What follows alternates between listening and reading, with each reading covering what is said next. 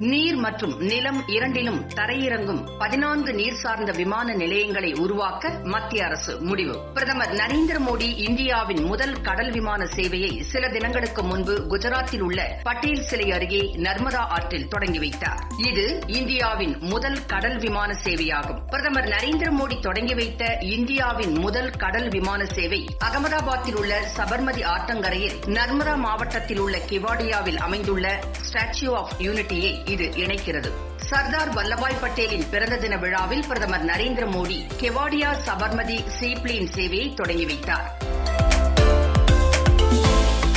நிகழ்ச்சிக்கு பிறகு பிரதமர் மோடியே கெவாடியாவிலிருந்து அகமதாபாத் வரை கடல் விமானம் வழியாக பயணம் செய்தார். இந்த கடல் விமானத்தின் சிறப்பு என்னவென்றால் அது தண்ணீர் மற்றும் நிலம் இரண்டிலும் பறக்க முடியும். இதன் மூலம் நீர் மற்றும் நிலம் இரண்டிலும் தரையிறக்கவும் செய்யலாம். கடல் விமானம் பறக்க ஓடுபாதை தேவையில்லை. மேலும் அது எந்த நீர்த்தேக்கத்தையும் ஓடுபாதையாக பயன்படுத்திக் கொண்டு பறக்க முடியும். 19 பயணிகள் ஒரே நேரத்தில் கடல் விமானத்தில் பயணிக்க முடியும். இந்நிலையில் நாடு முழுவதும் கடல் விமான சேவைகளை அறிமுகப்படுத்த அரசாங்கம் விரிவாக செயல்பட்டு வருகின்றது. தற்போது மத்திய அரசு புதிதாக எடுத்த முடிவுப்படி மேலும் 14 நீர் சார்ந்த விமான நிலையங்களை உருவாக்க அரசு தீர்மானித்துள்ளது. நாட்டில் சுற்றுலாத்துறையில் வளர்ச்சி காணும் இதுபோன்ற சேவைகளை மேலும் மேம்படுத்த அரசாங்கம் இப்போது முடிவு செய்துள்ளது. இதுகுறித்த தகவல்களை வழங்கிய கப்பல் அமைச்சகத்தின் அதிகாரிகள் பிராந்திய விமான இணைப்பு விமான திட்டத்தின் கீழ் நாடு முழுவதும் இதுபோன்ற 14 நீர் சார்ந்த நிலையங்களை கட்டமைக்க வேண்டும் என்று